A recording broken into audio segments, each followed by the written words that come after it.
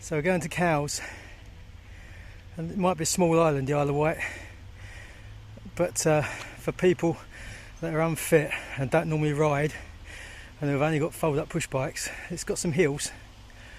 I'm sure they're not what cyclists would call hills, but they're hills for us.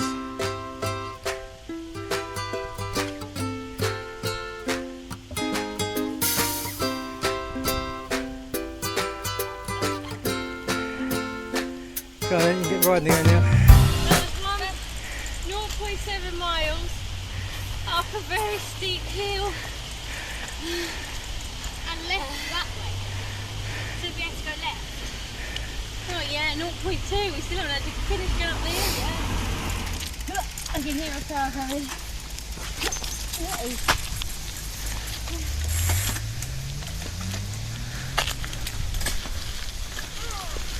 So this is Cowes. Now from this point on, and let's face it, you haven't seen very much so far, things didn't really go to plan. You see, we were going to take the chain ferry across from the eastern shore to the western side, which is the main town, which is where everything is. But on the approach to the dock, I got a puncture on my bicycle. So we locked them up and took the chain ferry, but from that point on we got a bit preoccupied with wondering what we were going to do for the cycle ride home.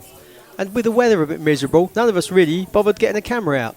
And of course we didn't have our posh camera because it went wrong a couple of films ago, so we only had our phones. And well, anyway, what you see is what you get. And I'm not really sure what we were expecting, but it wasn't really anything that special. Cowes is special really just because of its significance to the sailing community and the sailing events and that are held there, not because the town itself is really anything that different.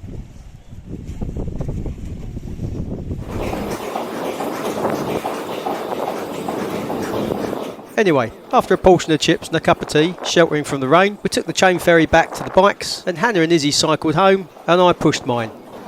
To be fair, it's only a couple of miles, so it wasn't that big a deal, but there were those big hills in between.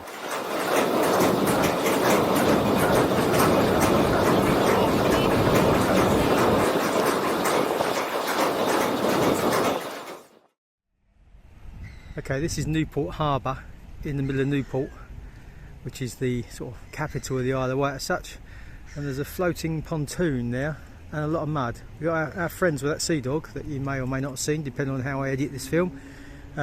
He spent the night here, said it's settled nicely. It's just mud, so whether there's enough mud for our boat or not, I don't know, but I'm going to Google it and find out. Maybe next time we'll come and visit.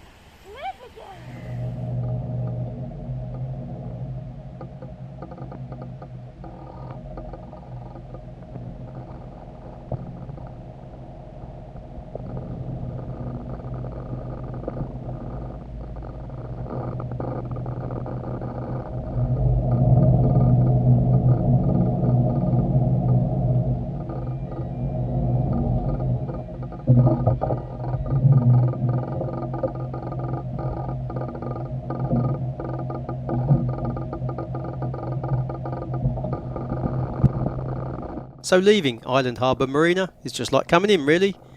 You lock in and out through this little lock. Again, lock keepers very sensibly don't run the water too quickly, so there's no drama involved. And you head off back down to Medina. Unfortunately, although I'd planned this route, I made a complete mess of the tides this time, as you'll see if you keep watching.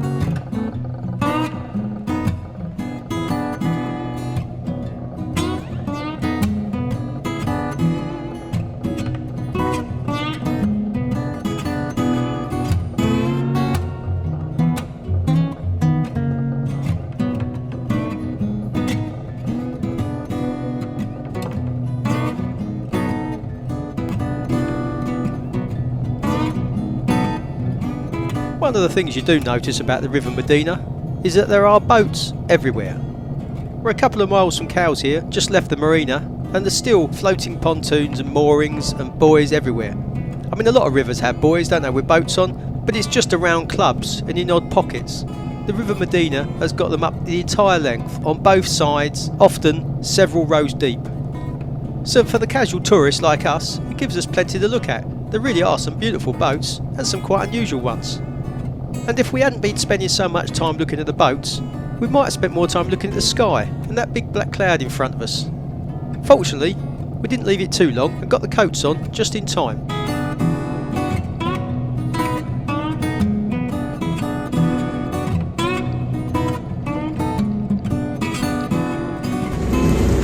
Okay, so we're motoring out of Cowes and it's just chucked it down, and it's really frustrating for two reasons. One is because Cowes is one of the busiest bits of water anywhere and you really don't want to not be in the cockpit.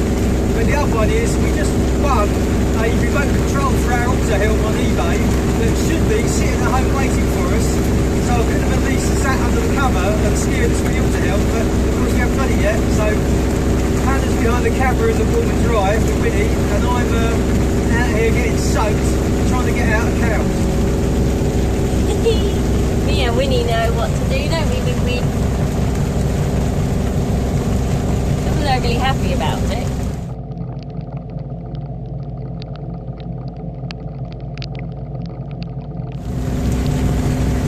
What's also annoying is that we've been waiting for the lock all morning in lovely sunshine. Well, we could have gone earlier, but we want to go this time because it's around the top of the tide, so there shouldn't be too much tide for us or against us, so it makes it a little bit easier. Hindsight, we should have gone out, taken the tide with us, or pushed the tide, but at least we got in there, so in the dry. There you go. There you go. So, we were feeling quite chuffed that we just literally missed the chain ferry, but we have another ferry coming straight in front of us. This place is mad. Why does everyone want to sail here? Oh God.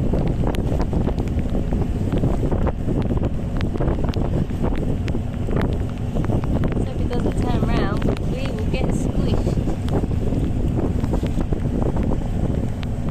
Tell you, this holiday on ferries,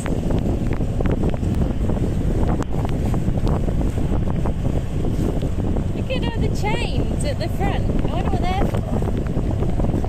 Maybe if you fall overboard you grab the chain. Or it might be the back.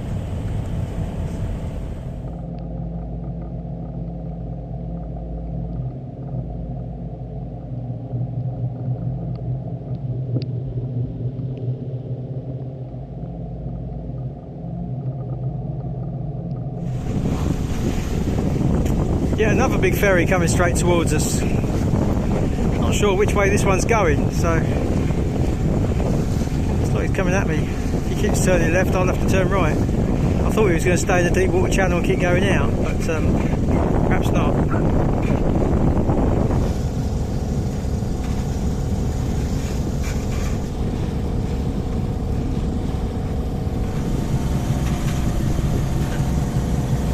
So this thing has just left Portsmouth, which is kind of, you can see on this there, isn't it? And we've left the Medina and Cowes, and we're heading to Hayling Island again to go back to Sparks because it's an easy stopping off point to head back home. But I got the tides completely wrong today. Don't know what I was thinking. Most of these little short hops, this is only 10 or 20 miles at most, we've just sailed, even if it's just with a jib, because you get the tides right, you can scoot along over the surface of the water and you make good progress. But I thought I was kind of coming out here at slackish water and it'd make it nice and easy, but really didn't plan it at all well. And we've been pushing a knot on half tide all the way here, so although I could sail, it would take forever. So we're just motoring. There's not that much wind to make it an interesting sail. And the only reason I've got wind here now is because, of course, I'm motoring into it. So, but anyway,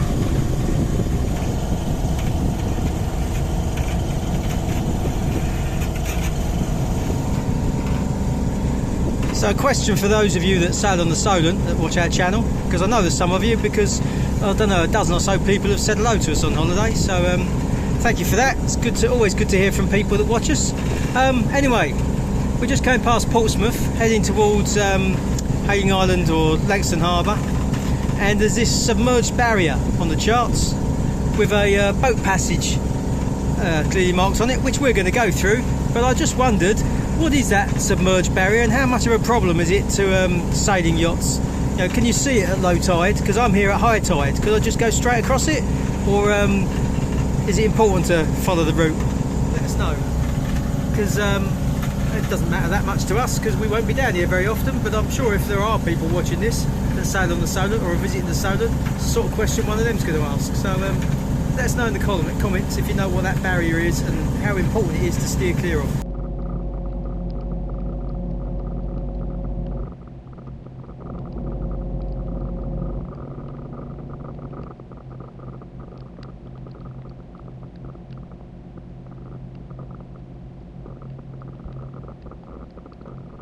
So that's pretty much it. It was a pretty boring and uneventful trip really. Plenty to look at, but after that downpour and having to plug so much tide just to get to the corner at Hayling Island and get in towards Sparks Marina, which is where we were staying, we were a bit fed up really. And our mood wasn't made any better with what you're about to see. Normally when we show you our berthing, it all goes pretty much to plan. That's not to say we're showing off, but we've kind of got a routine now. Daffy's pretty well behaved, we know how she turns and where to go. Hannah's got a good system now for standing on our fender step, because of course, like many modern boats, Daffy's quite high off the water, and when you're trying to jump down onto a low pontoon, it can be a bit of a stretch. So she stands on the step and it's all much less dramatic. Occasionally we get it wrong, and we pretty much nearly always show you those times, but generally it goes to plan. And then this time, in Sparks, it proved to be really difficult. Now in our defence, Sparks is a very tight marina. Those of you that watched us the last time we came here will appreciate just how close it is. And the space we were given really was one boat width. By the time we got in there, Daffy was sandwiched between the pontoon and the boat that was next to us. I mean, we weren't squeezed in tight, but there really wasn't any space in between. And of course, the motorboat next to us has got two nice big shiny outboards on the back with the motors lifted up and very sharp pointy looking propellers pointing straight at us. None of that is really an excuse. I'm not really trying to make excuses. And at the time, I just thought I was getting it wrong. But now I'm looking back at this film, I realise that there really was something going on. There's a very much a right to left flow. You can watch the boat drift sideways. Now the flag's not flying, and there really wasn't any wind. That rain that had come through had squashed anything that was left. And I can't say I'd appreciated anything when I was steering, but the boat definitely moves from the right to the left. And where I'm trying to squeeze into this tiny space, it was just enough to move me kind of a quarter of a boat length to one side and mean I wasn't going to get in the space. At the time, it was very frustrating, but like I say, now I'm editing this film, I come to appreciate that perhaps it wasn't me being stupid, or at least not stupid in getting it wrong, perhaps just stupid in not realising that there's a flow of current here that I really wasn't seeing.